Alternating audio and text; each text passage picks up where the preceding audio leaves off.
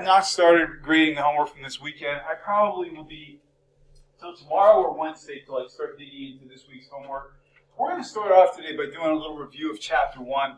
And I know a lot of you have had me for class before, but this will give you an idea of the kind of questions I typically ask on exams. And for anybody who's not had me for class before, what I will do once we get to our first exam, I'll be sending you guys a PowerPoint review sheet, so you have something to study for the exam. We're going to be getting a little bit into Chapter 2, which is all about business models. In fact, don't even worry about starting this assignment yet, because we're going to cover it in class, guys.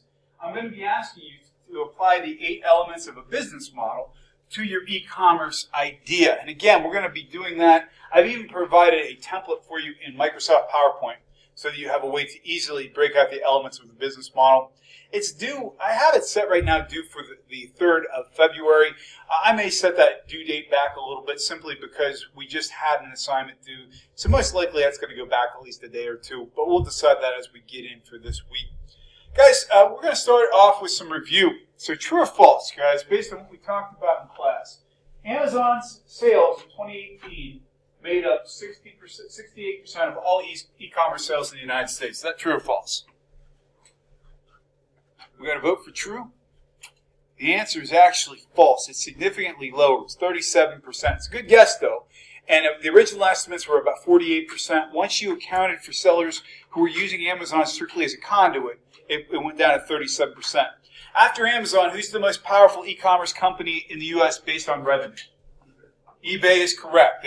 They were a strong number 2, but far in the distance of Amazon. True or false? Amazon's always been profitable. False. We were like 15 years in. By the way, does anybody remember when did Amazon more or less come into business? What year? Closer to 95. It actually kind of mirrors the public internet. For all intents and purposes in this class, if I ever ask you when did the general public in the United States get internet, 95 is a good guess. All right, which of the following is not a trend in e-commerce? Is it we have more customers using smartphones to purchase, more people are buying PCs, we have real-time analytics, or faster delivery, which is not a trend we're seeing? B, we are actually living in something we refer to as the post-PC era. Anybody, have you guys heard that term? What does it mean? Yes?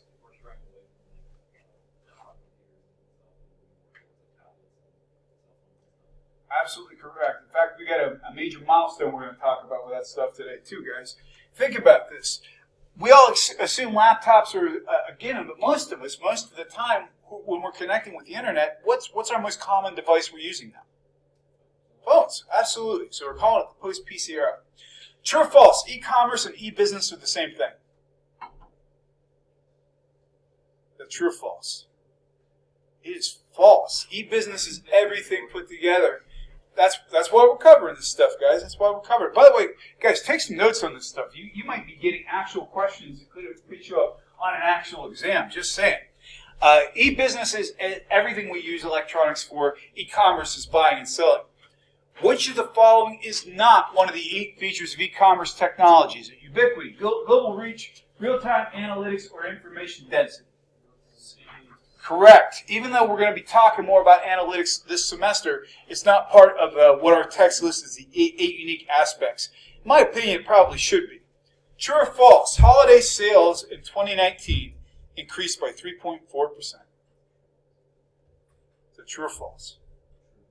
We got a guess for true, and it was actually 18%. So even more. We're having a good year, guys, in terms of commerce. True or false? Business-to-consumer e-commerce is bigger than B2B e-commerce. Think about it, guys. When we're talking about business to business, we're talking mass transactions. Business to business is still bigger than business to consumer, and it's got a longer history. Which business model best describes eBay? We're talking about the feature that made it what it is today. Is it business to business? Is it consumer to consumer, e-business, or local? What best describes eBay? Consumer to consumer. You got it. All right, name an alternative to Google search that consumers are using to participate in e-commerce. People are not always using a search engine. What's a way that people sometimes get in to buy things that has nothing to do with using Google?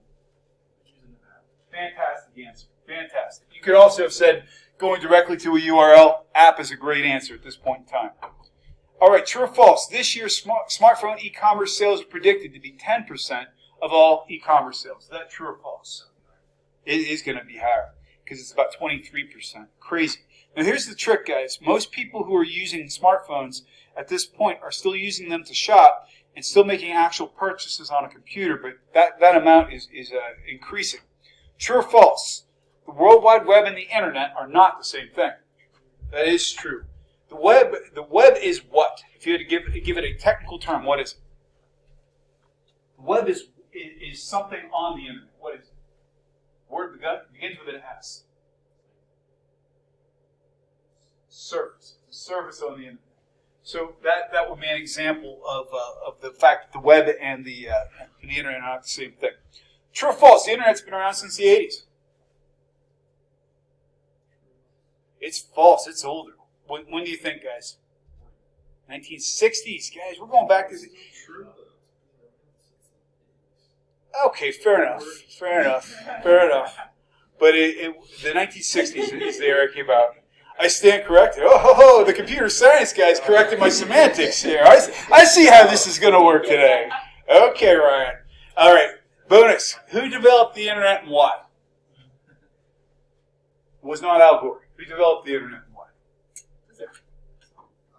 No, you got it. Was it military? It was the military. So that if there's that means of communication, Can you help him with the last part of it, Jill? It's like if any main server or something goes down and will repair itself and reroute itself. It's a self-healing network, so they said it could be used. The protocols used for this would help keep us connected in the time of a war. So yeah, and they called it DRAM. All right. Which of the following is the main reason that mobile and handheld e-commerce has succeeded? Is it better quality smartphones, lower cost smartphones, cheaper data services, or cloud computing? Which is the biggest driver of why smartphones are so powerful these days?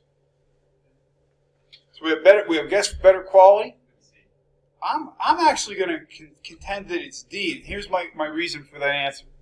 Because we've got cloud computing, essentially, we're not relying on handheld processing. We're relying on distributed processing and the idea that our servers are going to be someplace else. We definitely have better quality smartphones. Lower cost, not so much, because everybody is paying more for phones these days. Cheap data has gone the way of the dinosaur because they're trying to make us all pay for unlimited. I would argue that cloud computing is the biggest driving factor. What year did Amazon patent one-click purchasing? We mentioned this in class. During the early dumb days of the internet. It's actually C. It's 97. You were close. During which time period was venture capital for internet companies the easiest to acquire? Was it 85 to 90, 90 to 95, 95 to 2000, or 2007 to now? C is correct, right before the dot-com bust. True or false? E-commerce has caused prices to become very consistent between retailers, enabling nearly perfect competition. Oh, that's false. Sometimes Amazon's not the cheapest. There's a lot of price dispersion yet. True or false? The era of mainframe computers ran from 1950 to 1975.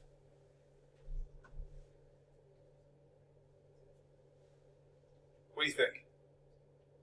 Not all these questions are that tricky. It is true. Anybody remember what the name of the first big computer was? Big Blue. You got it. IBM. That's why we call IBM Big Blue. What year did the iPhone debut? Very good. 2007. Coming up here on 13 years of the iPhone. All right. Some advertisers are upset that Google is committed to eliminating what from their browser?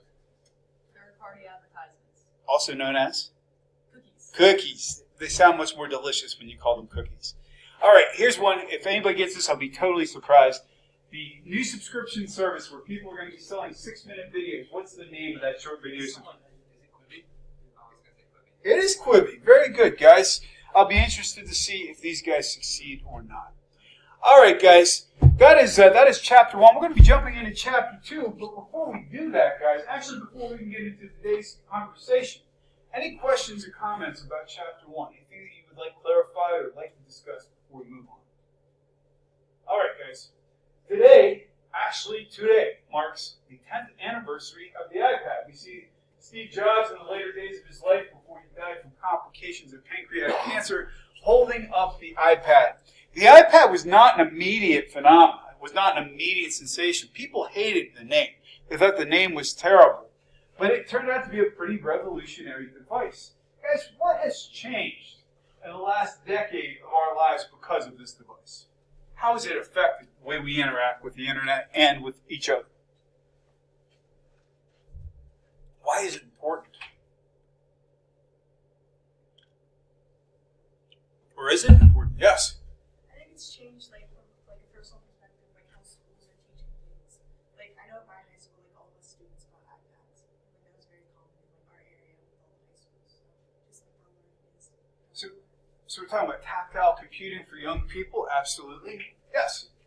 Portability, like it definitely influenced like thinner, quicker, more portable, better battery life. Like that was a big thing and still is a big thing. Like how thin can we make it? People who would normally not have bought iPad or bought Macintosh computers, I should say, were still interested in owning an iPad. Well, how else did it affect it? Yes. Kind of bridge the gap between like mobility and power. Like it was like the perfect hybrid between like the smartphone and comfort. When people started legitimately gaming on some of these things and seeing how good the video looked, people really were changing their perspectives. Did it have any other effect on it? Yes. Yes, it helped the environment since people started using iPads to take notes, I guess, instead of notebooks. So less paper being destroyed, people taking notes. Go ahead. It might have also led the way for bigger phones. I agree with that statement. So it was like when the iPad first came out, cell phones were relatively small. Not everybody had a smartphone. In fact, a lot of people were still rocking flip phones, for example.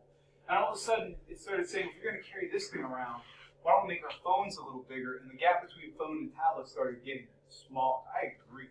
Any other impacts this might have had? The iPad is like the ideal e-commerce platform in terms of people shopping. Why do I say that? Why is the iPad the ideal e-commerce platform? Any thoughts? Go for it. I guess whenever you're buying some clothes and stuff, like the phone is just too small to actually see all the options and like the details and everything. I guess in the iPad is kind of bigger screen so you can see things better. So we got a form factor.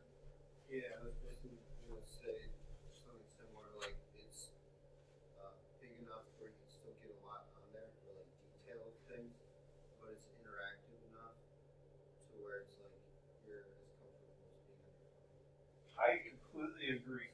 And there's one other aspect I think that makes it an ideal e-commerce platform for spontaneous purchases. We know it's bigger than a phone. The screen looks nicer. It's got more power. Let's compare it, for example. You just got in for an evening and you're not going anywhere. You're lying on your couch and you can either use your iPad or your Windows PC to fire up and do some surfing. What's the difference? iPad's just way more convenient. You turn it, you hit the button, and it's on like that. There's no boot process really to be required here. It's quick. If you had it in your mind you wanted to buy something, the iPad makes it very easy to do that. In fact, there's some publishers that credit the iPad with helping save some magazines because of the way you can flip through pages in a similar way using the iPad as a reader. It was also a springboard for things like ebooks as well. I think it's pretty interesting that we've had it with us for 10 years now and that it has changed the way that we buy, sell, and interact with each other. Guys, what we're going to be talking about in this chapter is the idea of having business models behind the businesses we're building. This has been a real challenge for us, guys. We think about the biggest internet companies out there. We think about Uber. We think about Lyft, obviously both transportation companies. We think about all of these tech startups and how many of these companies have never made money in terms of profit. That's something that it's wonderful to think about. In the late 1990s, it was wonderful to think about too, till the bubble burst and people quit putting money into these companies. That's why we need to talk about viable business models. So what we're going to be talking about, first of all, is what are the elements of a business model? Anybody here ever done work at the Small Business Development Center, for example? Yeah, so this will be very familiar. Some of the fundamental parts of the business model. We're going to be differentiating between a business-to-consumer and business-to-business model in terms of the various models that you would have to sustain business. We're also going to be talking about how we apply these strategically. So in terms of looking at the companies that are out there right now, I have a question, not necessarily specifically to Twitter, but to internet business models in general. How much further can we go? If we've got companies like Uber, if we've got companies that we've discussed ad nauseum, Netflix, for example, still not making a profit, how much further can we go until the bottom falls out? What are your thoughts? Why hasn't it already? These are publicly traded companies, guys. How much further can we go? Any thoughts? Go for it. Those with some of these things, kind of like Amazon, they might not be profitable now. They know that if they stick with it, then that could lead to eliminating other more traditional things, like for example Uber in the taxi industry. Eventually, maybe they think that eventually if they stick around long enough and they build the best platform, then maybe they can put out of business the taxi industry, but then even their competitors, if they can spend the money now to really establish a good platform, then the people that are switching from more traditional methods will go to the easiest to use or the best ones. If they can get their foot in the door and establish a really good, easy to use platform, they might even be able to convert more traditional people over to that. So to kind of put it in perspective, you're talking essentially companies like Uber who have these crazy, unique ideas. Can we play the waiting game to say that we're going to outlast the lack of profitability while still keeping investor interest to the point where we can kill off things that would be traditional competitors? Okay, interesting. That definitely seems to be the game that Uber is playing for sure. Any other thoughts? Yes. So I mean, it's not like they're losing much, right? They're making money, but they just took out such immense loans, like to start off, that their loans just like are higher than what they're making. Oh, make no doubt about it. They're definitely putting out more money than they're bringing in. Between paying loans, paying salaries, all these things, they're operating based on what investors are throwing into them. So their business model is based. When I say they, I mean companies like Uber and Lyft. Their business models are based on cash infusions. And for example, what's the easiest way that a company can get a large cash infusion? What's the simplest thing we can do in the markets? Go public. You got it. You can issue stock, you get cash infusion, and hopefully that'll be enough to make you to give you the resources you need to be able to grow the company. Yes. By the end of this period, there's only going to be one person or one company in charge of all of it. Essentially, it might be Uber, it might be Lyft, but they'll just essentially run the market because the other ones just can't sustain. One will just have to win. What was the line from the Lord of the Rings movies? One ring to rule them all. One ride-hailing service to rule them all. Yes. I just don't understand how Uber is still not making a profit, because I saw an animated short on Reddit a couple months ago, and it was in New York City, and there was like 16 million, I don't know if it was for months, years, like taxis being used. And then Uber came out of nowhere and shot to like 25 million, and taxis went down to just a couple million. But I just don't understand how they're still, that's just from one giant, city. I just don't understand how they're not. It's a valid point. Let's think about. Let's compare the taxi industry and Uber for a second, though. Where is Uber dumping all of its money at this point? What are the things that Uber is trying to make happen? A lot of employee salary. Well, employee salaries too. Even in our .com era, employee salaries are still the biggest part of most companies in terms of expenses. What else is Uber spending money on? And self-driving cars. You got it. That's a substantial investment. And has Uber had several lawsuits involving self-driving cars as well? In Arizona, somebody was actually killed by an autonomous Uber test. So we've got tech development, we've got intellectual property development, we've got lawsuits, we've got salaries, we've got highly paid people who are trying to get from companies like Google to come and work for us. All this stuff is brand new. Let's compare that to the cab industry, where the technology behind the cab industry at this point in time for most cab companies is still cell phones and radios, manually booking rides. And so they're not reinvesting into their infrastructures, well, for two reasons. Actually, let me see if you guys guess the reasons. Why haven't cab companies invested more in their own infrastructures? Yeah, they didn't have to. Why am I going to spend money if you need what I have and I'm the only supplier? At this point in time, why are cab companies saying we're not going to invest? Our days are numbered. Are we going to plug all these holes in the ship that's sinking? And so to answer your question, although I've never seen Uber's balance sheet, I can't tell you where all of it's going. They're spending an awful lot of money to put people out of business in the industries that they're competing with. So one more question before we leave this, because business models are important, guys. We think about the companies that are investing substantial amounts of money and not making money.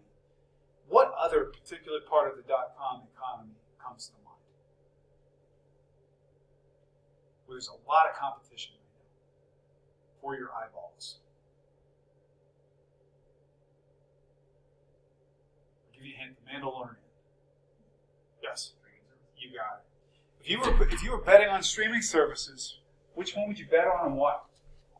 If you had to invest in one of these companies, who would you invest in? We've got to vote for Netflix. Anybody feel differently?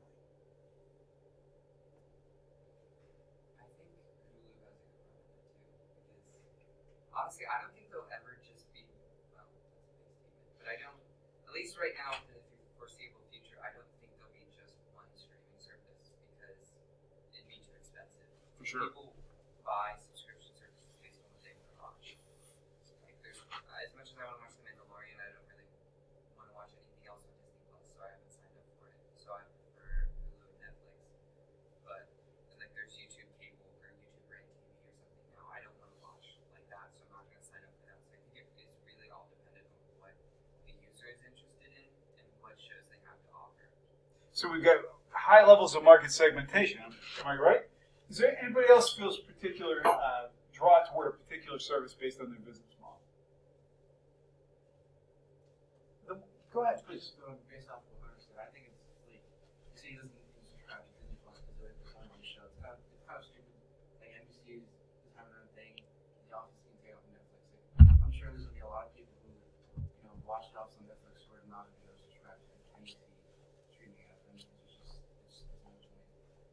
We get this process, just like we have recessions and we have booms and busts. We have consolidation of industries that will eventually separate out again.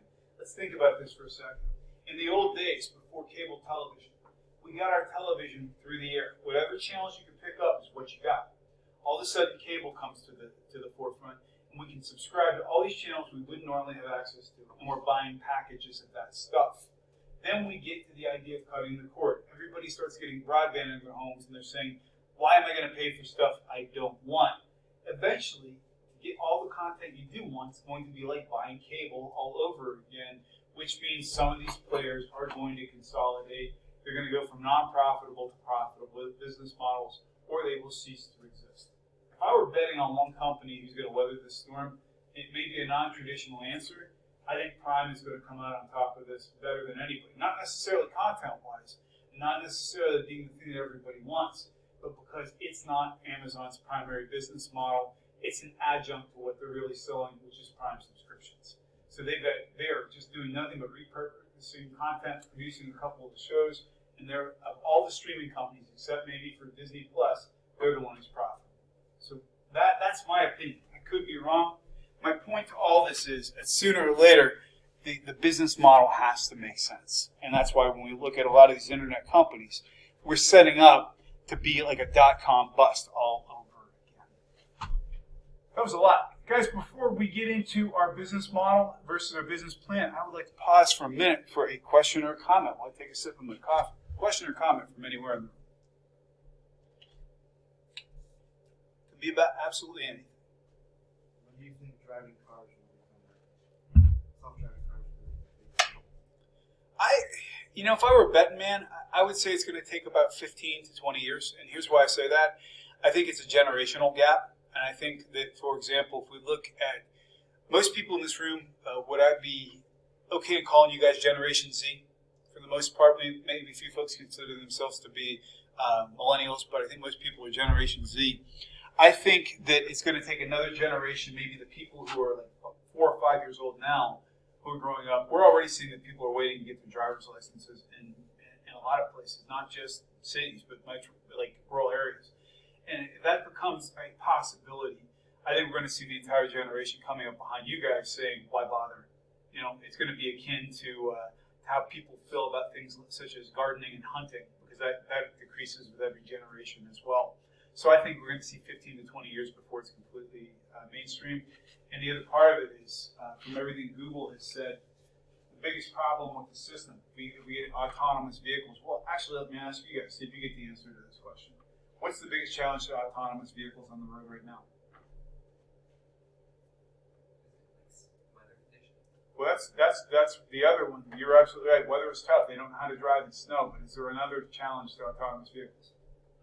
People driving. You got it. We don't make sense when we drive.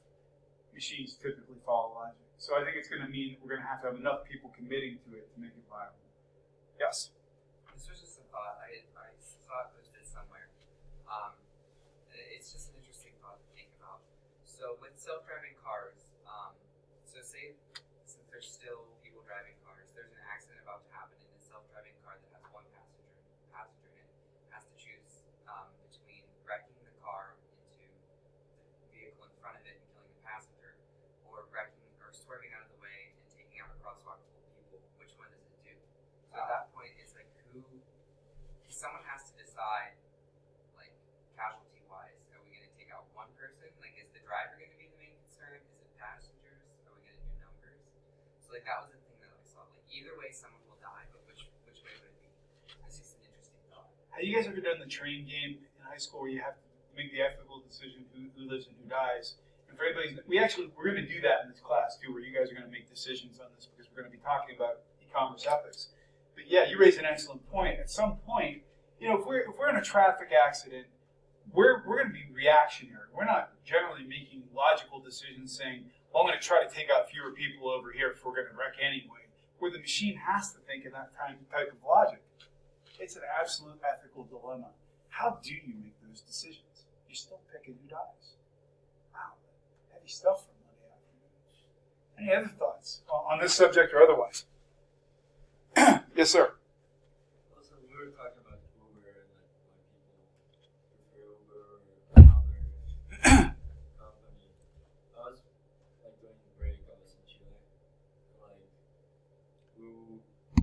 I got in a Cabify, it's called, it's another company. And we were talking about like why is or which one is better, or how like people choose in Chile which one to use. They were just saying that Uber is illegal as from now because Uber or doesn't have the benefits to the driver. They don't have any benefits. They don't have insurance and that type of stuff. So Uber still tries to. It's still legal in those countries. Like I think in Ecuador is also illegal too. So like I think that would be because Cabify is legal because they pay insurance, they pay taxes. Mm-hmm. They work as a normal company, but Uber doesn't. So I think Yeah. that's a big thing if they were going to still continue and big and grow to other countries. I think you're absolutely correct. To illustrate the point, guys, this is typically, right now, here's our timeline. This is where we are. There's technology, and back here tends to be the law in terms of figuring it out. So Uber is typically making their business model because they're a couple steps ahead of the law because they haven't caught up with them with regulation yet. But in reality, you know, if you're riding in an Uber, that person hasn't had to go under any kind of training, certification, or anything. Although they're doing background checks now, I guess that's a good thing, to drive that car. In addition, is there anything guaranteeing that car you're getting in is safe? No. I mean, that person may have gotten their friend to slap an inspection sticker on it. It may not be a safe vehicle. Uber's entire business model is based around being 2 steps ahead of things like certification and the law. And in my opinion, they're banking on autonomous vehicles happening so that they don't have to worry about things like paying wages, workers' compensation, and benefits. We're already seeing this stuff play out in the state of California. Yes? Yeah, I was gonna say, I think it's just California, but it'll probably spread like to all of America. They're really like cracking down on the ride sharing service. So like right now, all of their drivers are just contractors. So that's why they don't have benefits or like an actual wage. But then they're saying that they're going to be full-time employees, not just contractors. And in that case, they would get benefits and a real wage and stuff like that. Exactly correct. Guys, I'll share some of my scary Uber stories in the next class or two. I won't ask you to share now because we do have to get back on some material here for a moment. But guys, has anybody here ever had a scary Uber ride? Okay, well, I'll share my scary stories in the next class or two. Some of them are pretty shady. In terms of business models, guys, your business model means how do you make money? What is the nature of your business? If you're in traditional retail, what's your business model? We sell stuff. What's our traditional business model? What is the most traditional business model we can have? Thinking about Walmart. If you walk into Walmart, how does Walmart make money? Exactly right. I buy something at a lower price and sell it to you at a higher price, and I make a profit. That is the most fundamental business model. We get into our business plan, that puts our business model into specific direction for our company. Walmart would, for example, have a particular margin that they would want to make on everything that they sell.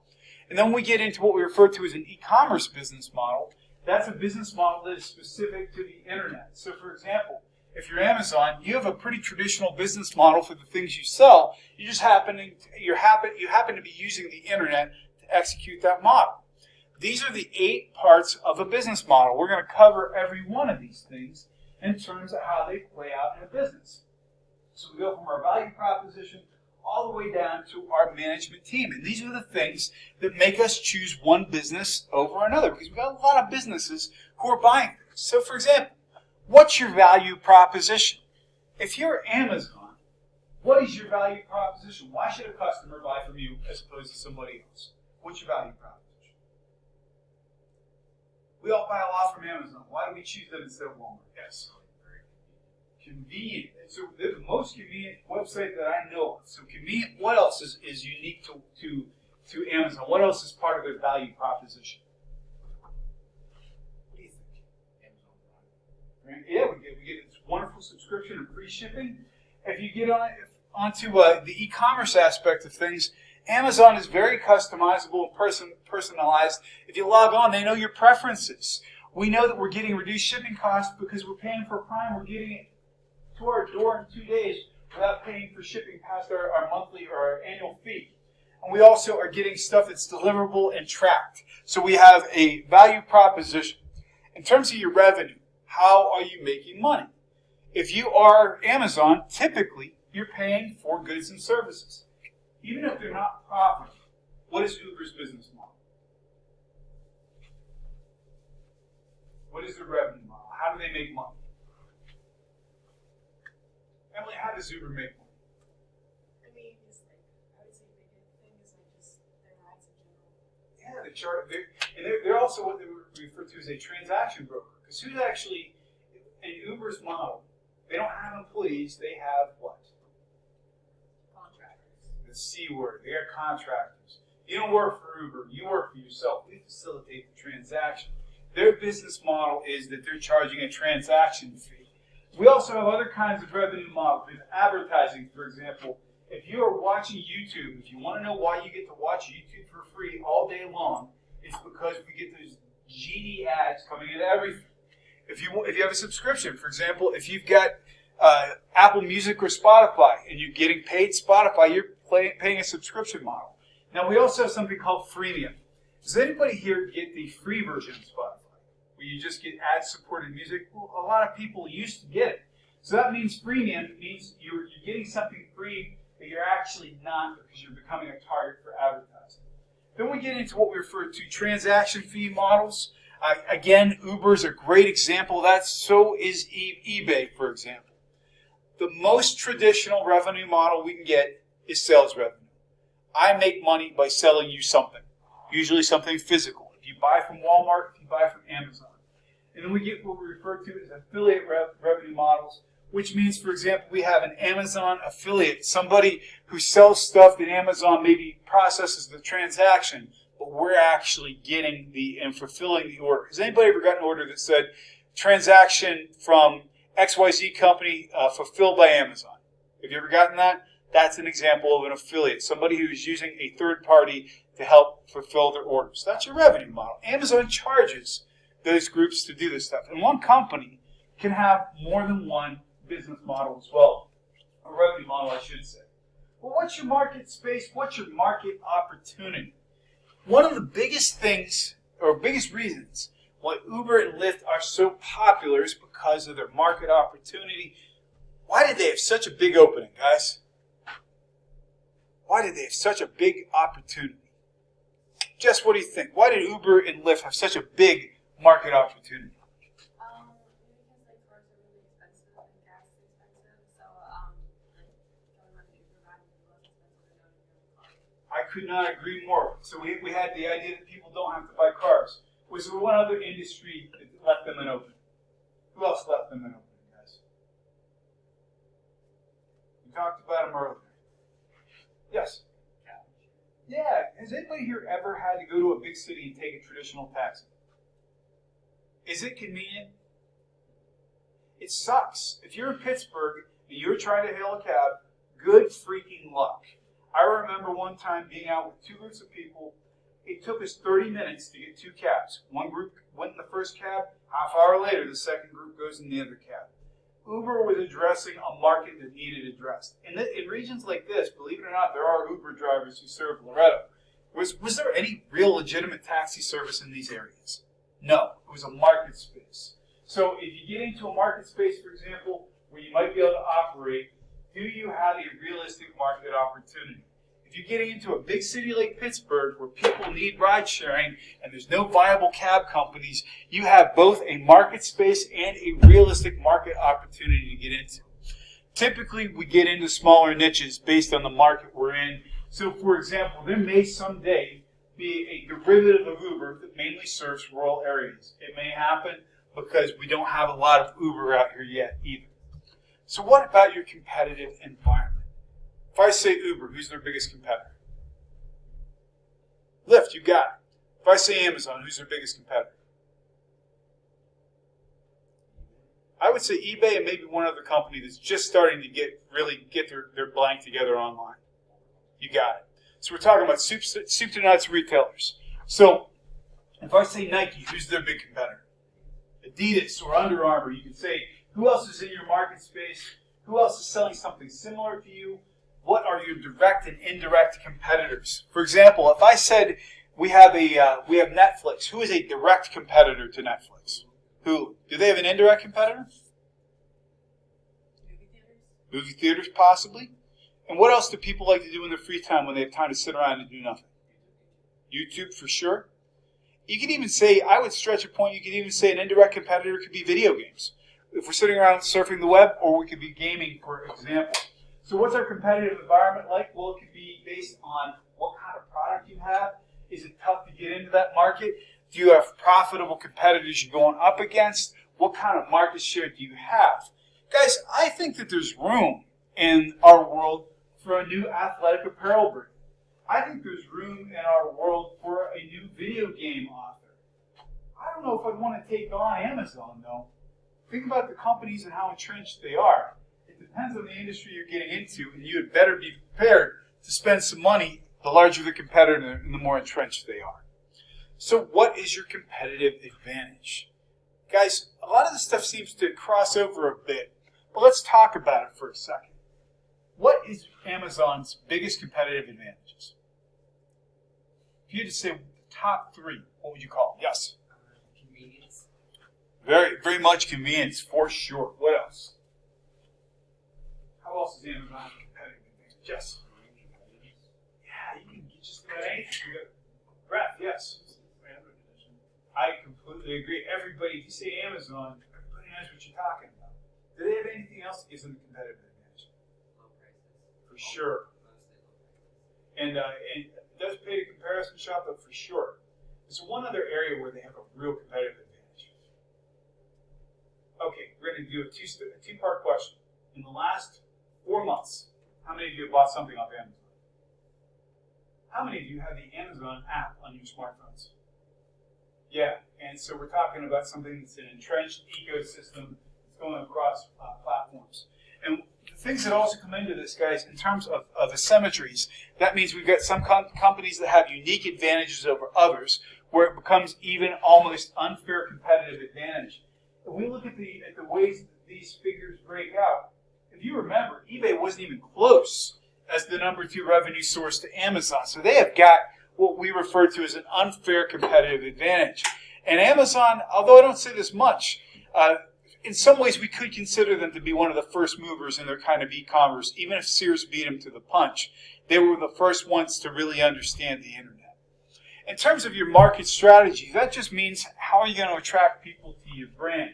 So you can have great ideas that ultimately don't hit if they don't, if their advantages are not communicated well. For example, there's sometimes we'll get a new car that comes out that's a wonderfully well-made car, inexpensive, and nobody will buy it. Sometimes it's because it's the wrong form factor. Sometimes it's because it's not communicated well. You've got to be able to market people and get them into your concepts. Uber was very good with that early on because people understood ride sharing. A number of internet companies have not had such a good results. The one that comes to mind, Pets.com, who emerged in 1999, spent all their money on internet advertising and spent all their money on Super Bowl ads, but nobody really got the concept. And finally, last 2, organizational development. Guys, what we mean there is once we start building an e-commerce company, what do we need to fulfill our promise? If I've got a simple one-person company and I'm selling guitars over the internet, I might be the CEO, the CFO, the marketing executive, and work in the warehouse. I do it all myself. Think about the number of people it takes to make Amazon work. One of my former students, Colonel Lum, used to work for an Amazon distribution center in Pittsburgh. She was an MBA, smart as hell. She said the average person there walks 13 miles a day because that's how much traffic they have going in through. They take a picture of you your first day on the job, and 6 months later they'll compare your picture to your ID photo and see how much weight you've lost just from working at Amazon. You could not make Amazon work out of somebody's garage now. So what kinds of organizational structures are you going to need? Look at Sheetz. They started as a gas station that sold milk. And now you've got to have everybody from petroleum specialists to mobile developers in your organization. And finally, who's going to steer this team? What kinds of skills and backgrounds do you need? Think about this for a second. Nike makes shoes, right? But you need information technology specialists. You need people who can develop apps. You need marketing people. What realistically do you need to make your company work? Those are the elements of a business model applied to e-commerce. When we get in here on Wednesday, we're going to apply them to some of your ideas. Guys, have a wonderful afternoon.